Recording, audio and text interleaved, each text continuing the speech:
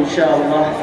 بہتر ماحول ہمارے آنے والے علماء کرام اور اکابرین کے لیے فائدات فراہم کریں گے۔ میں صرف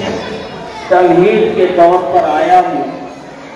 تاکہ بہتر ماحول بنا کر کے اپنے آنے والے مہمانان کرام کو دے سکوں۔ بس دعا کیجئے کہ اللہ رب العزت حق بات کا حلوہ دے اور آپ حضرات بھی مہذب طریقے پر کم سے کم قرآن و حدیث کی نسبت پر بیٹھ کر کے بات سنیں تو یقیناً یہ ہمارے لیے بھی اور آپ حضرات کے لیے بھی فائدہ اس میں ہے، اللہ نے رکھا ہے۔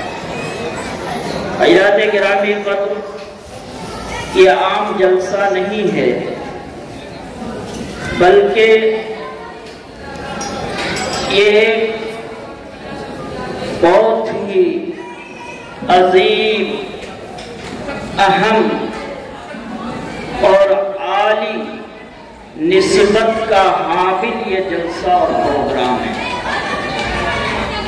کیونکہ اس جلسے کی نسبت کتاب اللہ سے ہے، قرآن کریم سے ہے، اور دراصل یہ جلسہ منعقد کیا گیا ہے ان بچوں کے اعزاز میں، ان بچوں کے اکرام میں جنہوں نے اپنے وقت کو لگا کر اللہ رب العزت کے کلام،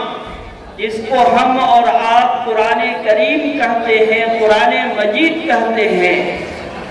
ان کو حفظ کیا، یاد کیا، صرف الفاظ کو یاد نہیں کیا بلکہ الفاظ کے ساتھ ساتھ ان کے حروف، ان کے نقطے، ان کے رموز، ان کے اوقات، ان کے صفات، ان کے مد، ان کے لید، یہ تمام چیزوں کو یاد کیا، بلکہ کہاں پر رکنا جائز ہے، کہاں پر رکنا واجب ہے، کس جگہ پر سکتہ ہے، کس جگہ پر وقفے لازم ہے، ان تمام چیزوں کو اپنے سینے کے اندر محفوظ کر دیا۔ یقیناً